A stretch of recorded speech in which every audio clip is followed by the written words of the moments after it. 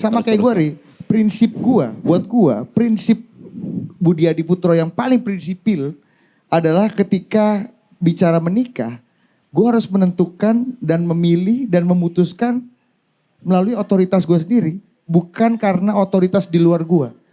Itu kalau lo tadi tanya prinsip, apa yang paling prinsip buat hidup lo? Ya buat hidup gue, sekarang ini salah satu tahapan yang mungkin belum gue alami dibanding teman-teman semua. Dan manusia-manusia yang ada di depan sini yang punya misi, punya visi dan punya gambaran masa depan akan sebuah keluarga yang ideal, punya bapak yang content creator yang bisa memberikan otoritas penuh kepada anaknya untuk berkarya sejak dini. Itu kan impiannya. Nah buat gue yang paling prinsipil adalah yang hanya bisa menentukannya gue sendiri. Iya. Gila banget lo. Tepuk tangan dulu lo, ngapain diam-diam di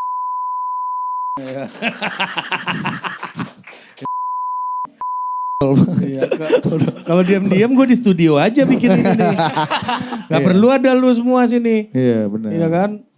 Ufar lu jangan rokok terus lu. Iya. Duduk paling enak lu gue lihat di situ. Lu duduk lu VIP sendiri Iya, gue lihat. Kopi udah 4 jam lu kopi Iya. satu aja lu pesan. Iya, udah kayak petugas apa namanya bupati datang ke acara kecamatan lu duduknya gue lihat situ.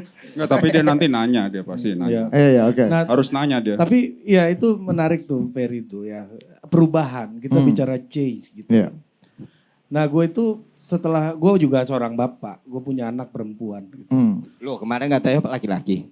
Perempuan. Oh, Ya. anak 2 sulung semua ya bang.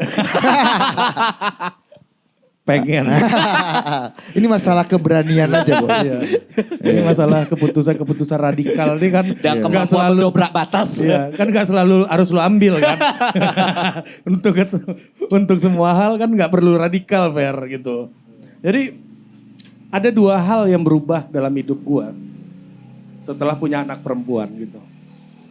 Sama kayak Ferry. Gue di titik yang sangat radikal, gue bilang bahwa setelah punya anak perempuan, gue secara terbuka mulai berani untuk ngomong ke orang bahwa gue ngaku gue feminis gitu. Oh iya. Nah, gue feminis gitu. Dan banyak orang ngata-ngatain aneh banget gitu. Laki-laki kok feminis gitu. Padahal ya biasa aja, yang teriak-teriak rakyat juga bukan rakyat biasanya kan. Masuk. Itu jokes. Yang teriak-teriak bela agama kan bukan main banyaknya gitu kan. Briefnya nggak gini nih. Nggak, jadi itu yang pertama ya, soal equality gitu. Itu yang gue rasain ketika gue punya anak perempuan. Pertama berubah hidup gue. Bahwa laki-laki perempuan ya sama aja.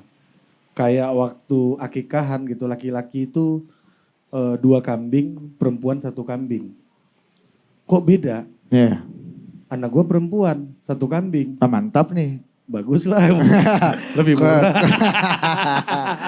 Nah, tapi ini harus equal gitu ya udah. Gue ambil keputusan yang equal gitu.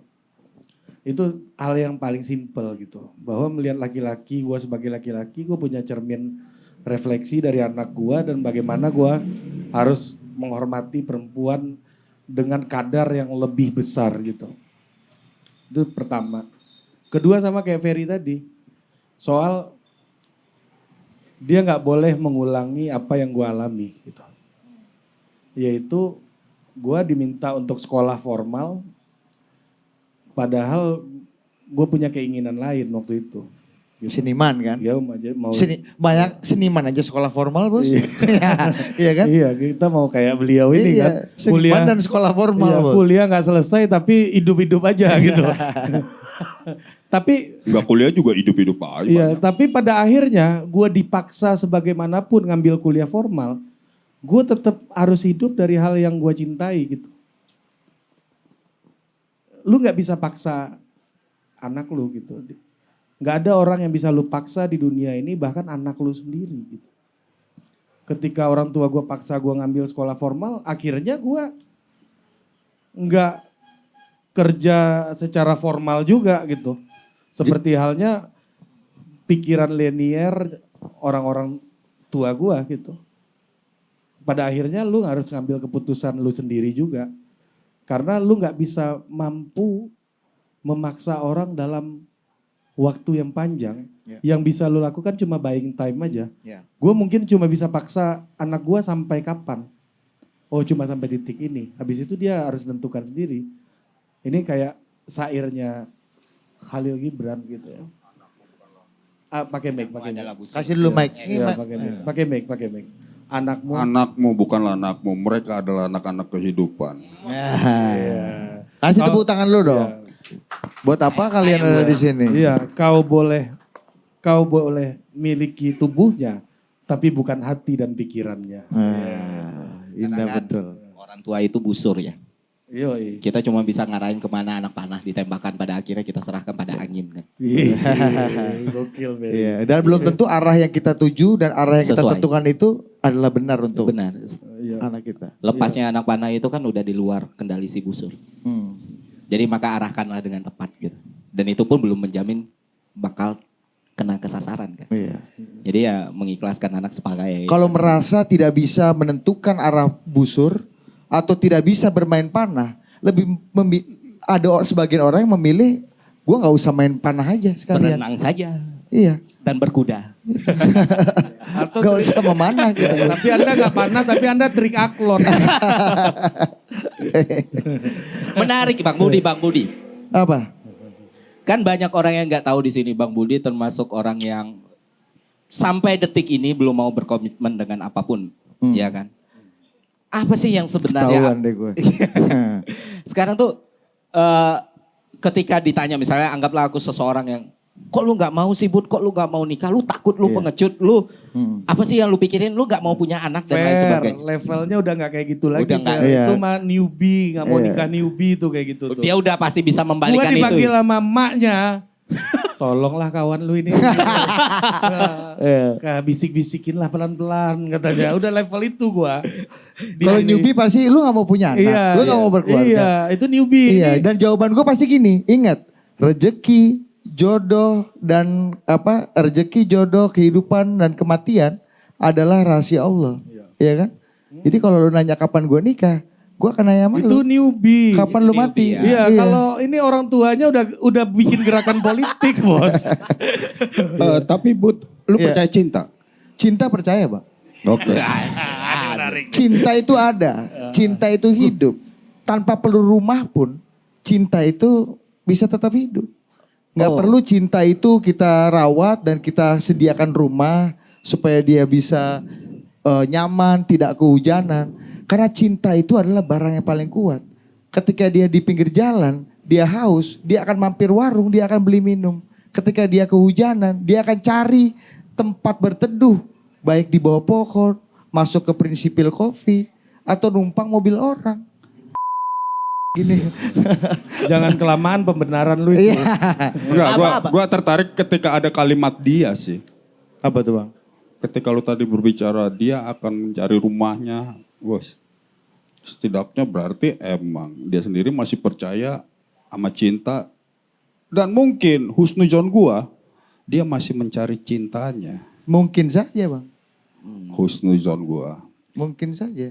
Tapi lu terganggu nggak dengan semua justifikasi dari society yang berusaha ngedrive kehidupan lu harus nikah, lu harus punya anak dan lain sebagainya.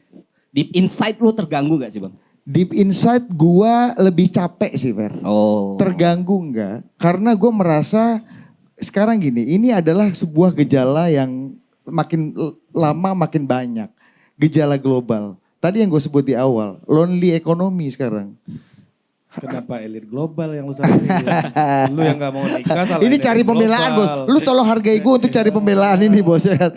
Karena sesuatu yang mungkin gue sendiri anggap ini salah gitu. Tapi gue harus cari pembelaan. Karena basicnya apa Fer?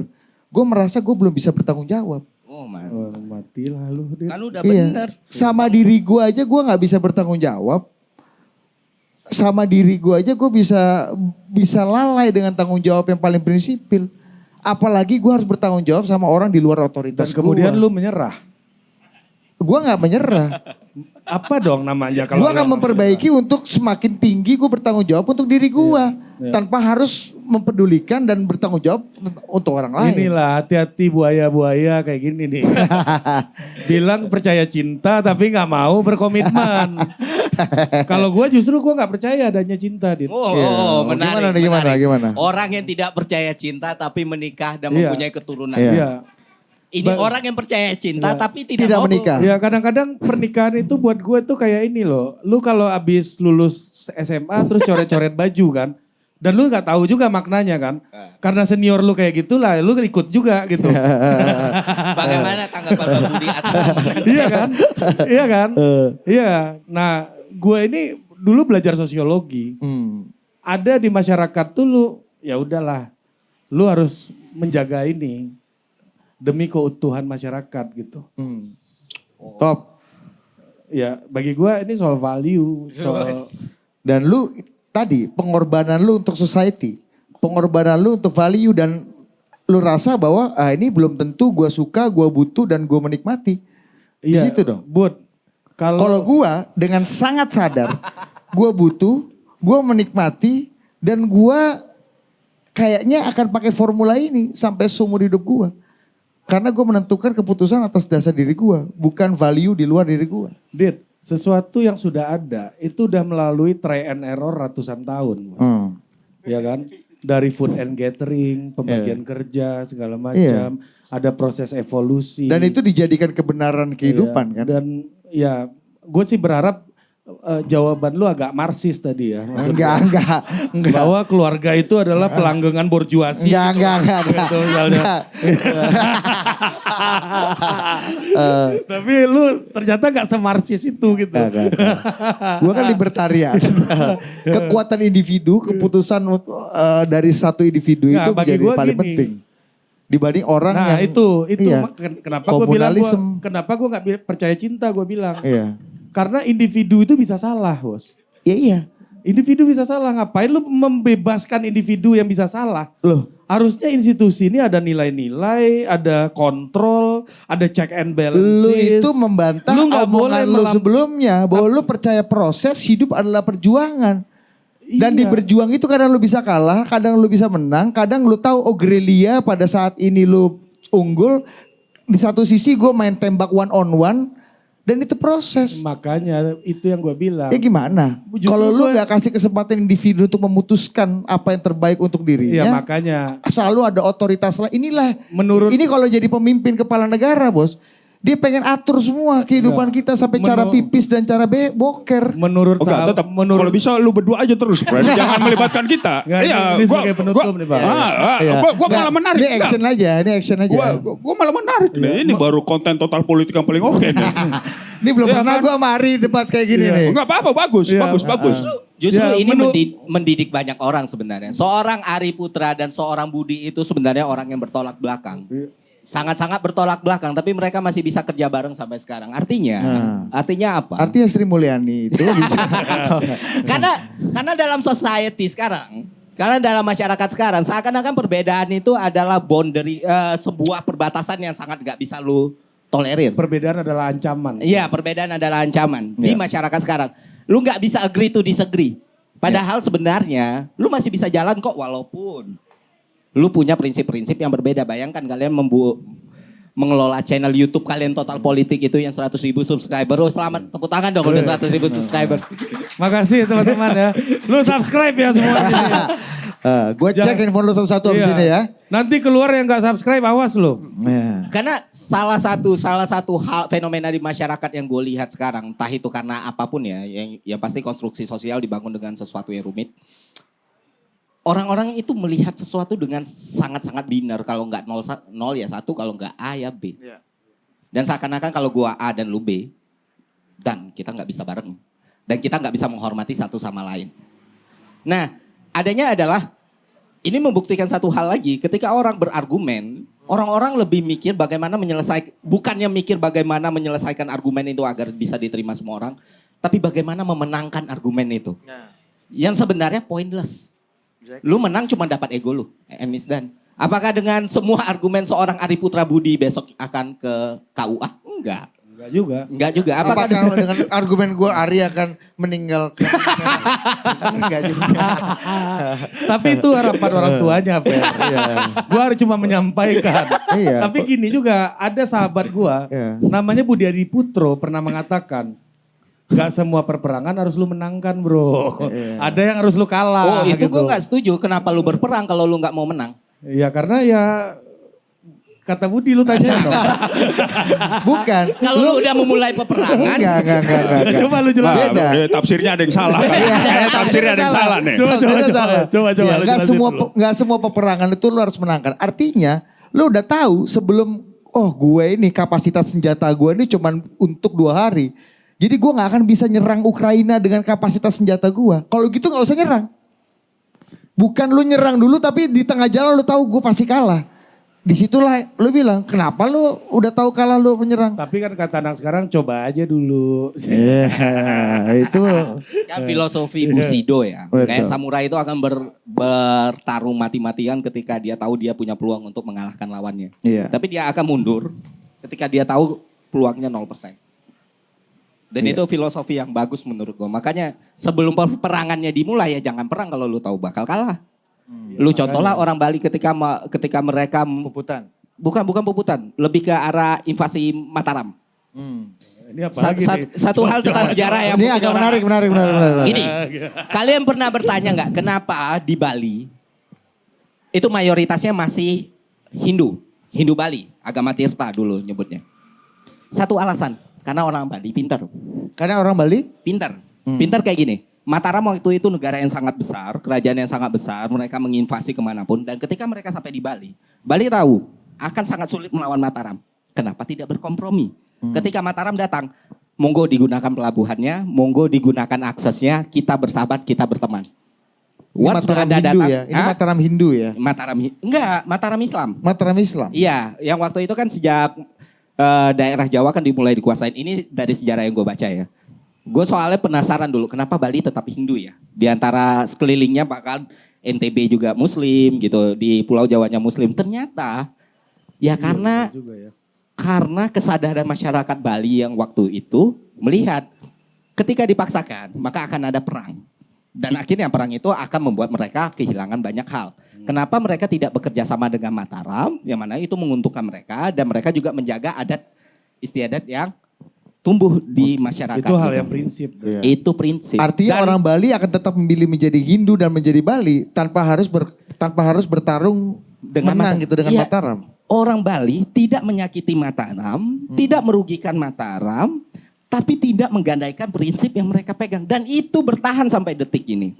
Kalau kita ke Bali mau sebagaimanapun majunya Bali, adat istiadatnya mereka masih pegang, ritual mereka masih pegang, dan mereka membuat orang yang datang ke situ menghormati apa yang mereka percaya.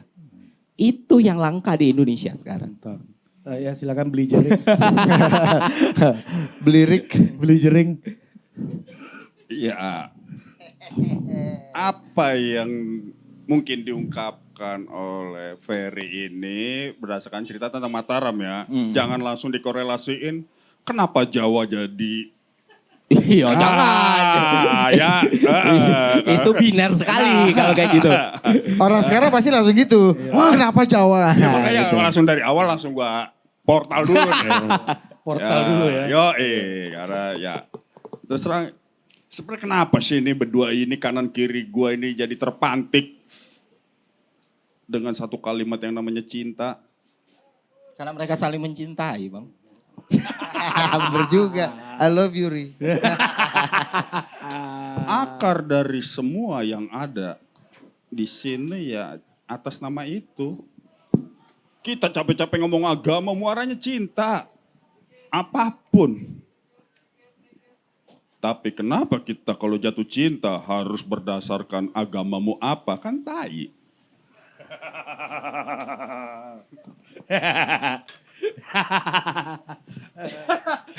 Itu tai ya.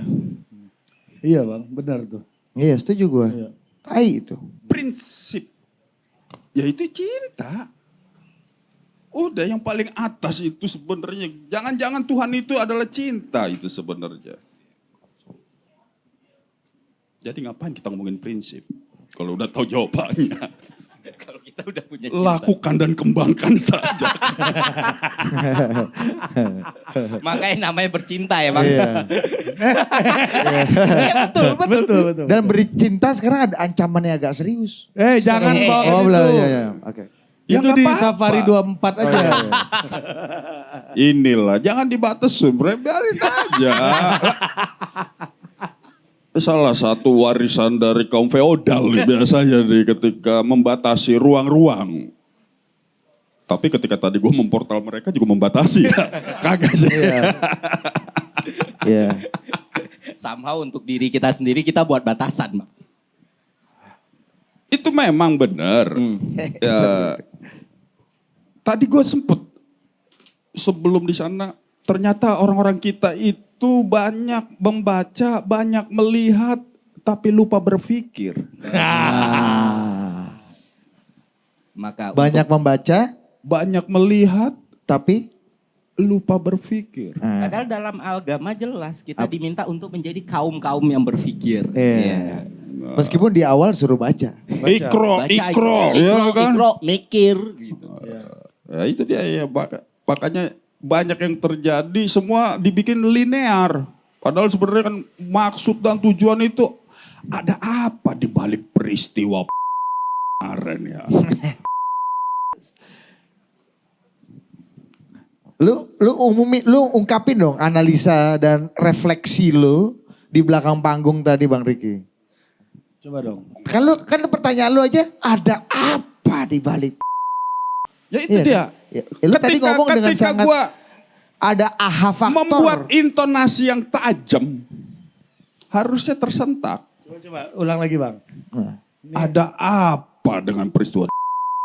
In zoom out kan kameranya kan. Ya akhirnya jadi video klip dangdut tapi Zoom in zoom. ya kan. Anda sering di zoom in zoom out gitu kan?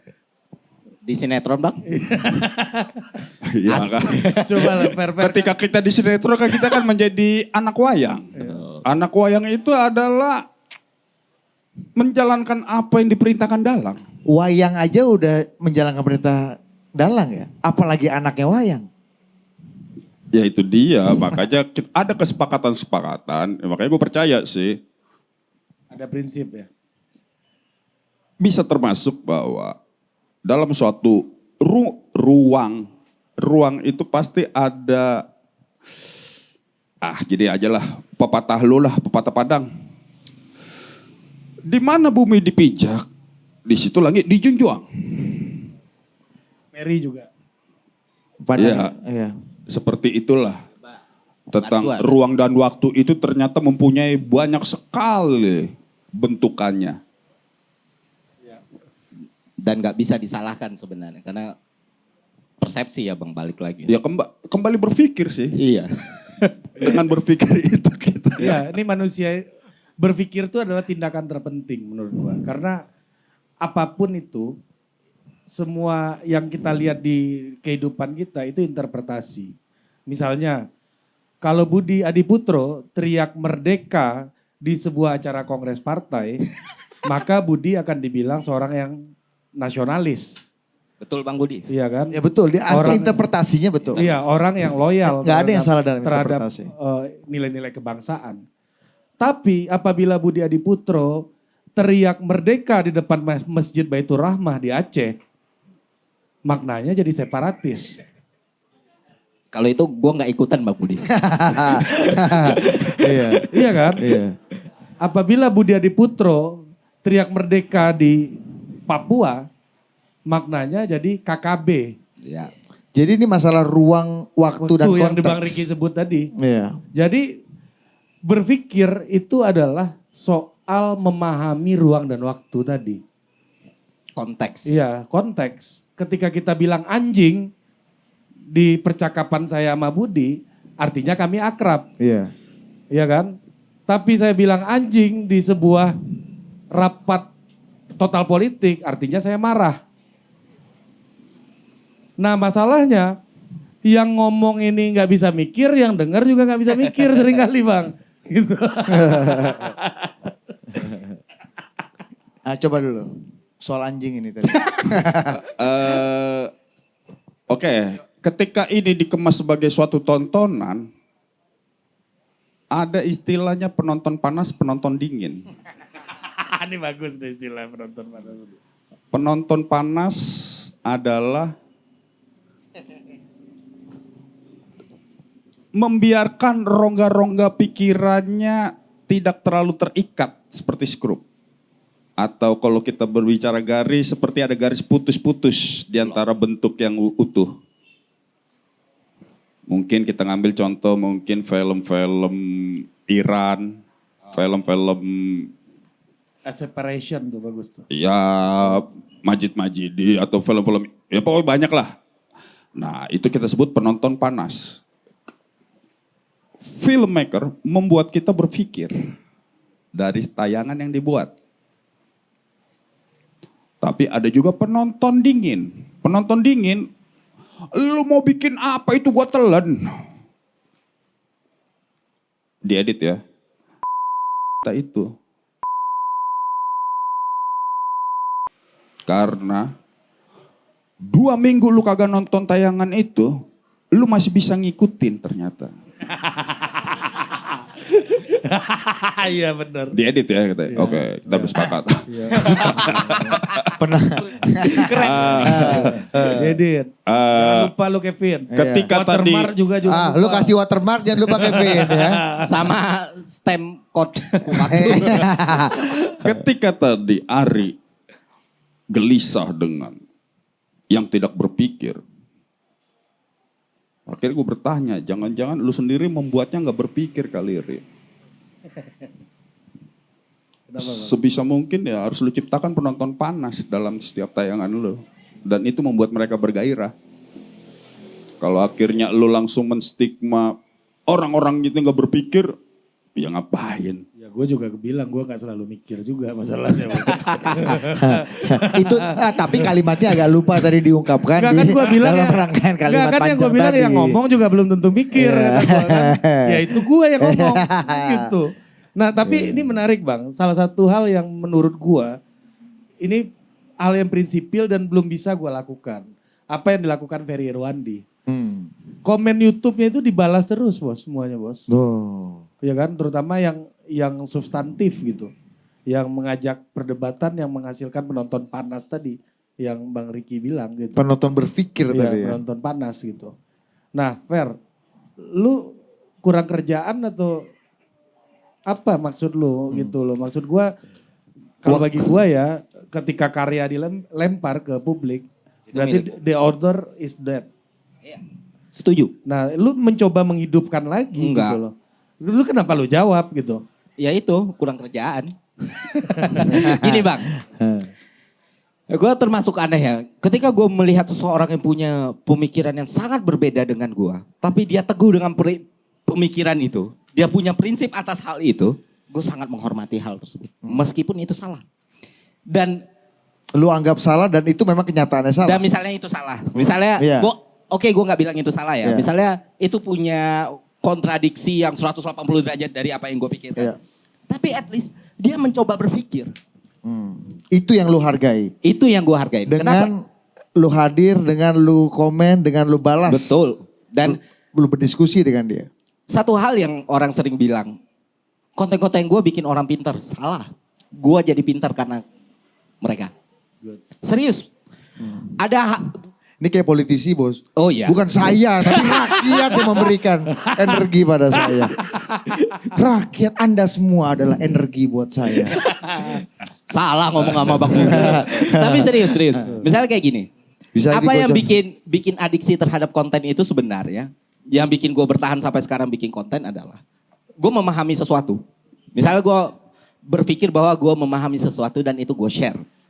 Ternyata dari apa yang gue pahami ini masih ada loh hal-hal yang belum gue ketahui. Itulah makanya gue bahas. Even itu sebenarnya bertolak belakang dari apa yang gue pahami, gue tertarik kenapa dia bisa mikir kayak gitu. Nah seharusnya forum diskusi sehat seperti ini yang dipertahankan. Apa, mau pesan kopi? Kopi 4 uni. Nah. Atas Uni. nama bangsa Indonesia. Udah uni. Nah, tolong Tapi, kopi. Pak, nah, Kopi ampe. Ya, ya. Sebenarnya kayak karena hal seperti ini yang bikin gue bikin YouTube terus dan terus. Karena ini bang, poin kedua adalah sebelum gue bikin YouTube dan gue ngelihat kadang konten kreator nyebutnya atau YouTuber ini nih benar-benar memperlakukan penonton mereka itu kayak angka gitu.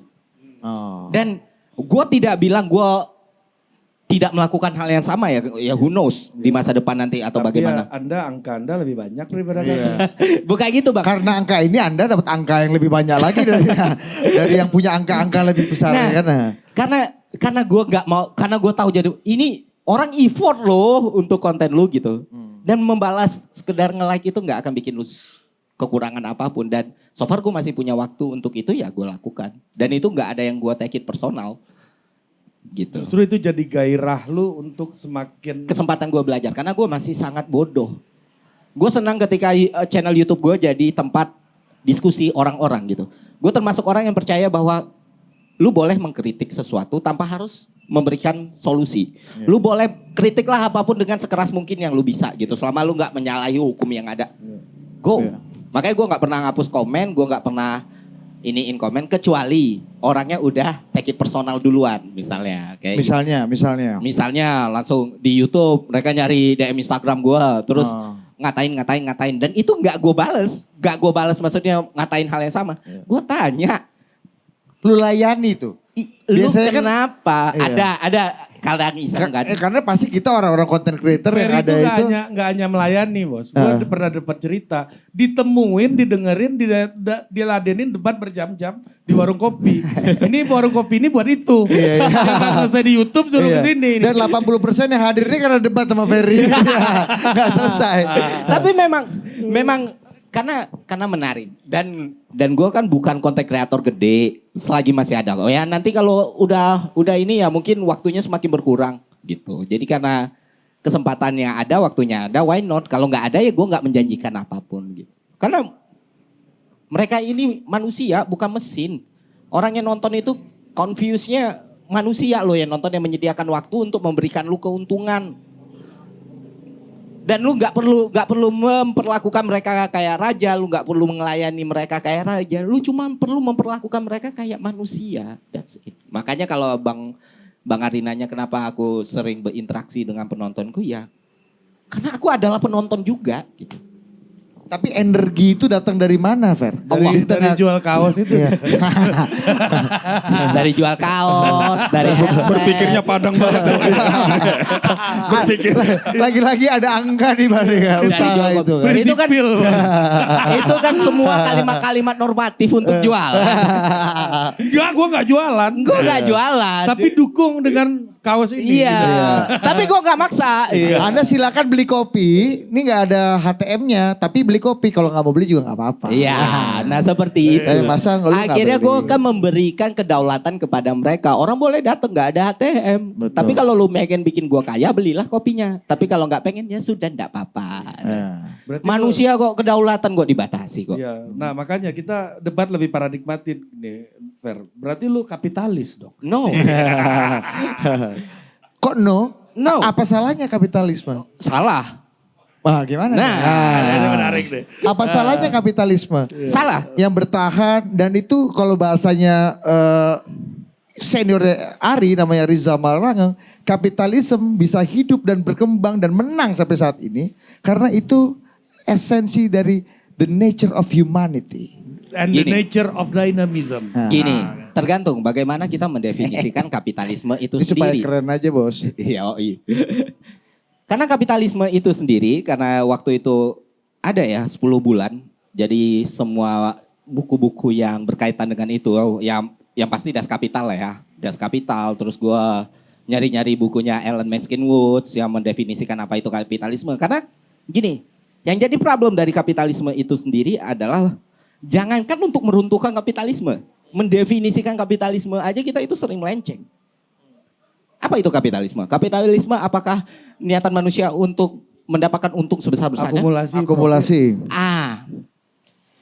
Bukan soal profit, tapi akumulasi tanpa batas. Itulah kapitalisme. Dari commodity menjadi money, commodity money.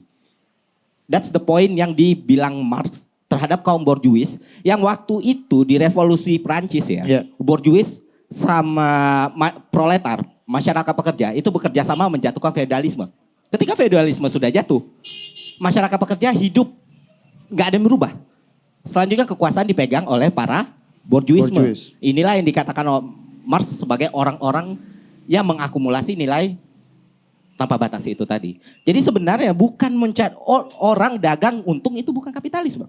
Tapi kalau lu untung dengan menyerap keringat sampai habis gitu ya. Yang artinya dulu tidak memberikan sebuah keadilan baik secara norma, moral maupun kesejahteraan bagi orang yang bekerja untuk lu. Nah itulah yang mungkin bisa disebut sebagai kapitalisme. Cuman gue paham namanya tata bahasa, linguistik itu pasti berubah. Pemaknaannya pun pasti berubah. Nggak usah jauh-jauh ngomong kapitalisme, idealisme. Kita memaknai idealisme adalah ketika kita punya prinsip teguh dengan sesuatu yang kita pikir terbaik. Itulah idealisme. Tapi pada akhirnya kalau kita tarik sejarahnya, idealisme muncul dari perlawanan pada materialisme. Bahwa esensi dasar kehidupan adalah based on idea, bukan material. Tapi ini mengalami pergeseran makna sampai arti idealisme kayak yang kita artikan sekarang. Jadi kalau Bang Budi nanya, berarti lu kapitalis? Tergantung. Definisi mana yang mau diambil. Bukan mencari uangnya, tapi mengakumulasi uang itu. Tanpa batas. Dengan cara. Gue jadi ingat kalimatnya Pak Luhut, Bos. Aduh bahaya. Pak Luhut tuh pernah bilang enggak. Jangan. Gue jadi belum kalimat Pak Anies Baswedan. Aduh. Kata Ahok. Nanti jadi episode pertama dan terakhir. Gini. Kenapa gue bisa punya ini bukan kebenaran ya. Kenapa gue bisa punya pendapat seperti ini? Karena gini, nggak ada satupun negara yang secara terang-terangan mengakui menganut sistem ekonomi kapitalisme.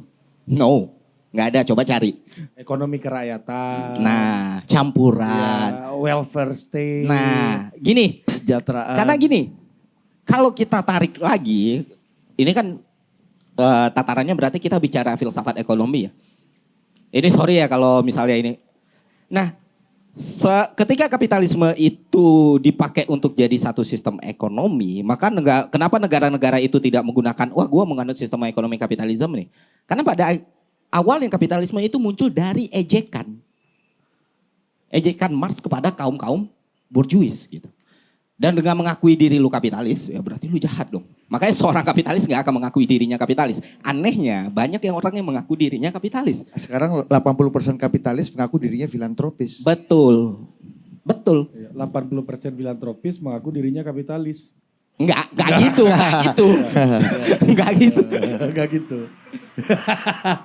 Nah, sedikit lagi Bang, sebenarnya ketimbang sistem ekonomi atau ketimbang sistem ekonomi atau ideologi, kapitalisme itu bisa kita kategorikan sebagai modus produksi sebenarnya. Yang lebih dekat ya pengertian definisinya sampai sejauh ini. Dan ya itu tadi. Itu kapitalisme. Lewat dengan mengganggu orang lain, mengakumulasi suara Nilai untuk kesenangan dia sendiri dan merugikan orang lain. Masalahnya dia belum tentu senang juga. Ini kenapa mobil gue kenceng banget suaranya. Ada yang rusak nih. Iya, knalpot bocor Bos, mobil tua. Oke. Gitu lanjut. sih, itu yang gue pahami. Makanya waktu Bang Budi, apakah lu kapitalis? Oh, tahan gitu. Tahan dulu kawan. Iya. Nah setelah gue definisikan kayak gitu ya terserah Bang Budi. Iya. Menilai gue kapitalis ataupun enggak. Dan gue gak akan marah apapun Dan nilainya. kedaulatan persepsi ada pada gue sekarang. Betul. Iya. Oke, Dit. Menarik nih Ri, karena oke. Nah, kita lempar lah ya, Dit. El Seniorita mau ngomong gak dulu? Bang Ricky. El Senior. Kasih dulu tipis kapitalisme nih. Kapitalisme itu gak salah. Tapi kalau buat gua, akumulasi kapital itu adalah the nature of humanity. Itu naturnya manusia. Tapi yang tanpa batas. Tanpa batas itu juga gak apa-apa. Karena memang natur manusia adalah rakus. Dan bertumbuh. Disinilah tugas negara untuk memajaki pertumbuhan itu. Untuk memajaki akumulasi itu. Untuk pemerataan, pembangunan, dan memberikan tetesan-tetesan itu pada rakyat ini. That's the essence of capitalism. Di negara kapital, misalnya kita sebut negara paling bebas, negara paling liberal, negara paling kapitalis, you say, yang ada dua hal fenomena.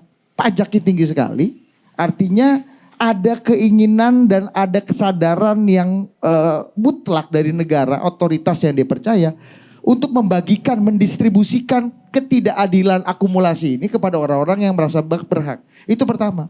Dan yang kedua, lu boleh cek negara-negara dengan filantropis yang tinggi, itu negara-negara yang lu sebut tadi negara paling kapitalis.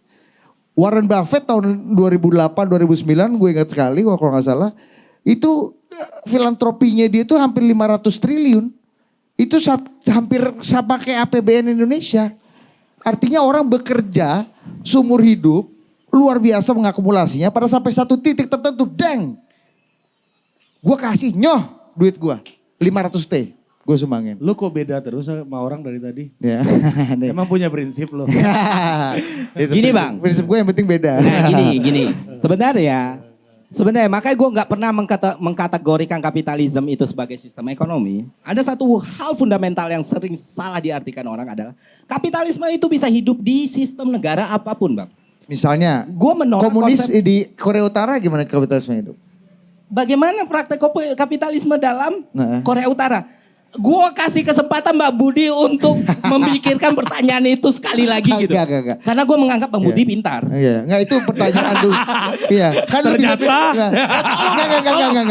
Pertanyaan lain, pertanyaan Enggak, ini memicu dari lu bilang bisa hidup di sistem negara manapun. Iya, kasih Iya. gue contoh bagaimana kapitalisme mati. Di Ya, sistem nggak yang bisa hidup seperti karena itu the nature of humanity. Makanya gue bilang gue challenge gitu. Ini Iya. cara gue men-challenge lu. Iya berarti kan gue benar. Gak bisa dikategorikan sebagai sistem Enggak ada yang ekonomi. bilang lu salah. Ya. Itu. Itu dia Fer. Makanya karena Ah. kenapa gue bisa sampai ke definisi itu adalah kita lihat China. Kurang kapitalis apa? Bagaimana pekerjaannya di apa?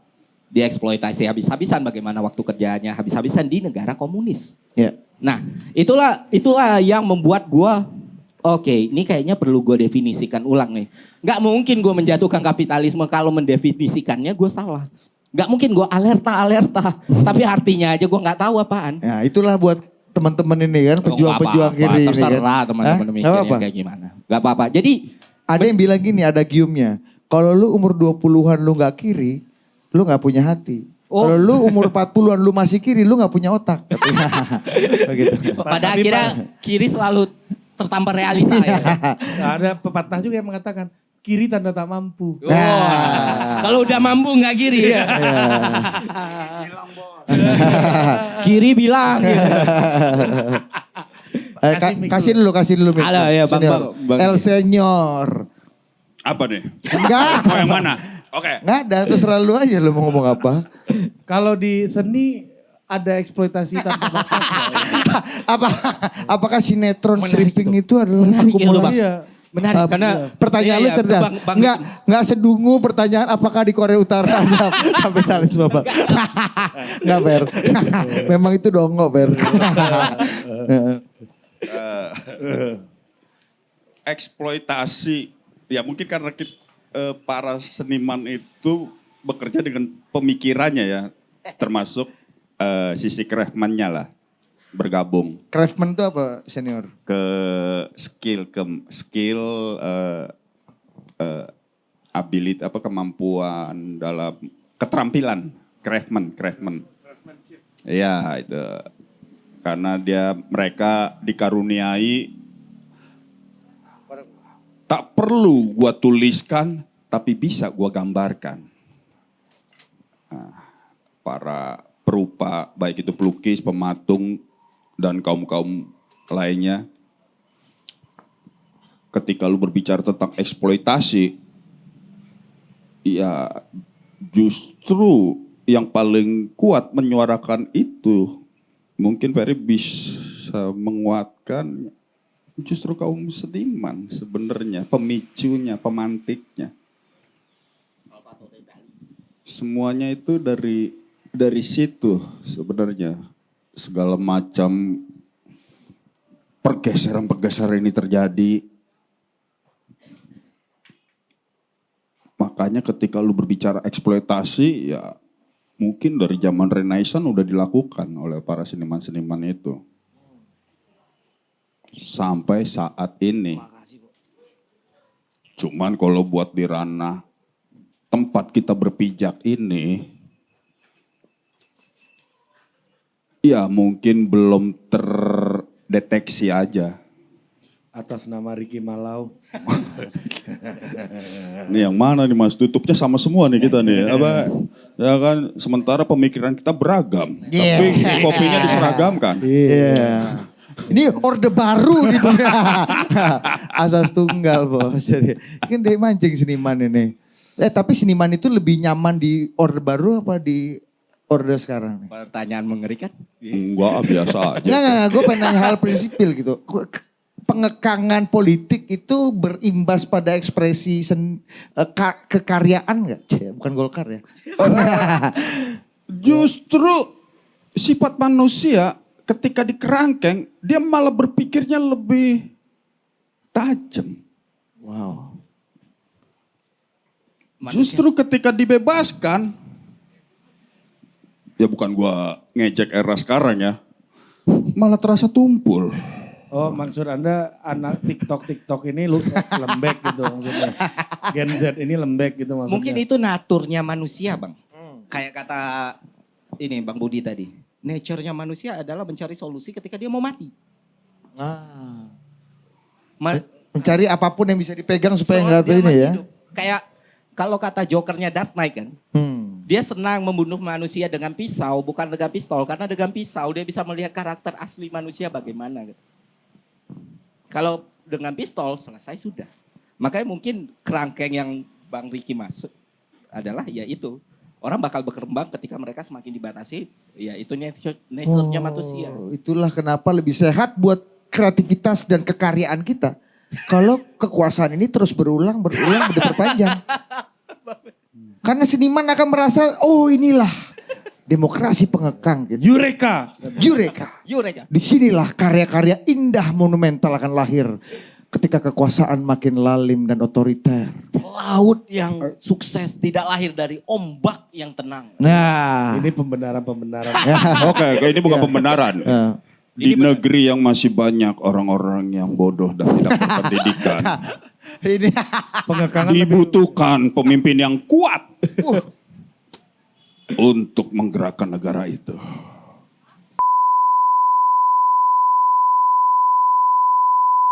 wow. Itu jawabannya. Yang ini diedit gak bang? Diedit gak tadi? Iyalah, gila aja. Kalau gak Gua mau pikir diedit, datang langsung. Gue pikir seniman ini berani juga. Kagak juga bos. Karena udah tumpul tadi Pak. Oh iya, karena salah siapa? Tumpul itu Anda salah siapa? Bukan masalah tumpul. Bagaimanapun ini kan gue bisa berbicara ini karena lu datang dan lu percaya pada kemampuan orang-orang di depan lu.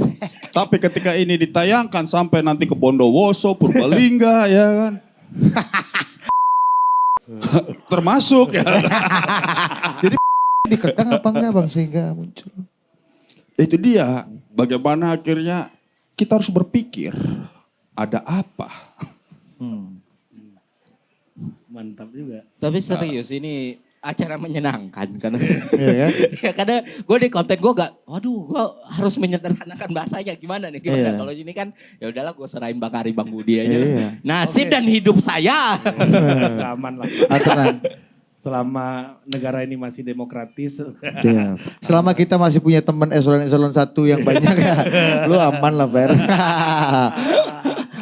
Itu Kenal gua. Tenang aja sebelum naik gua minta Iya. konfirmasi dulu. Iya. Silakan ditonton. Kalau Ayo, mau yang unsensor datang ke sini kan gitu Ya, aja. Anda nih banyak yang disensor dari mulutnya Ricky Malau itu ya. Ya. Ini kayaknya Ricky Malau hilang di YouTube. Datang Duduk aja. Enggak, sebenarnya gue nggak khawatir yang ada di depan gue ini. Karena masih bisa gue mapping palanya. Tapi ketika yang ada di parkiran ya kan. Gue takut ada intel-intel ya kan. Ada yang dagang bakso, nggak ada ya. Iya. Iya. Jangan dilanjutin jokes lu, gue udah tahu. Jokes lu apa gue udah tahu. Out. Udah tahu gua. Udah. Ayo Karena kita. setiap revolusi kan dimulai dari kedai kopi. Ya. Nah, betul. Nah, Betul. kita langsung ke teman-teman Dit kali Dit ya, yang mau ikut merayakan prinsip. Ya, ini baru ketemu di kata-kata. Iya, tagline-nya Ya. bicara prinsip, merayakan prinsip. Ayo, Ya kan? siapa? Yang mau? Wih, mantap juga lu.